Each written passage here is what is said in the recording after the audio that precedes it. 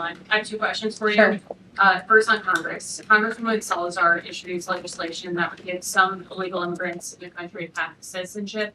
10 Republicans signed on to what she's calling the Dignity Act. I'm curious what the White House's position is on the legislation and if the president would veto this bill if it made it to its desk.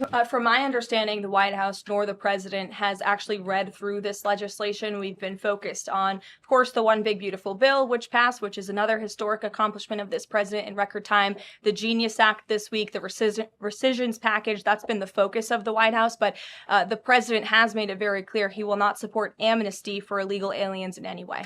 And I want to give you a chance to respond to the CEO of NPR. She's claiming that the cuts to their network will, quote, be a real risk to public safety of the country. Congressman Murkowski has argued that public broadcasting stations save lives.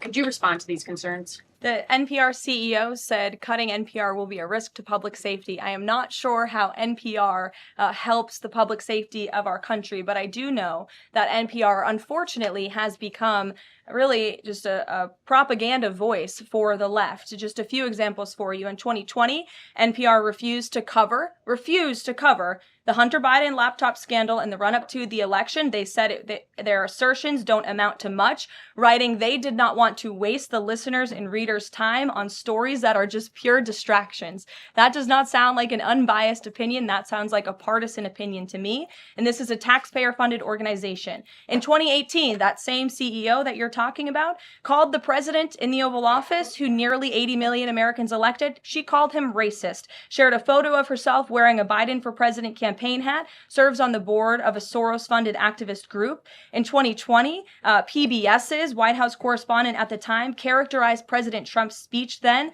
at Mount Rushmore as a love letter to white resentment, promoting the myth of America. In 2017, PBS devoted an entire panel talking about what it means to be woke and white privilege. Karoline Leavitt, the current White House press secretary under President Donald Trump's second term, recently made headlines after launching a scathing attack on NPR, labeling it a biased and dishonest news organization. During a press briefing, Leavitt accused NPR of being a left-leaning, taxpayer-funded outlet that deliberately spreads misinformation to support liberal agendas. She specifically criticized NPR for refusing to cover the Hunter Biden laptop story during the 2020 election, calling it a clear example of media bias and election interference. Leavitt also targeted PBS in the same briefing, claiming a PBS reporter once entered the Oval Office wearing a Biden campaign hat while questioning then-President Trump, further fueling claims of partisanship in publicly funded media. The controversy reached a boiling point when NPR published a report suggesting that President Trump was considering replacing Secretary of Defense Pete Hegseth. Leavitt forcefully denied the claim, calling the article fake news, based on an anonymous and unreliable source. She reaffirmed the administration's support for Hegseth and accused NPR of fabricating stories to create political chaos. This incident served as a flashpoint in the ongoing battle between the Trump administration and mainstream media outlets, particularly those receiving government funding.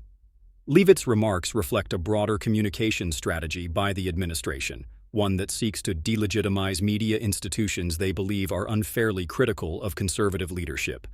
By labeling NPR as a partisan entity, the administration also bolsters its efforts to cut federal funding to such outlets, arguing that taxpayer dollars should not support organizations with a political agenda.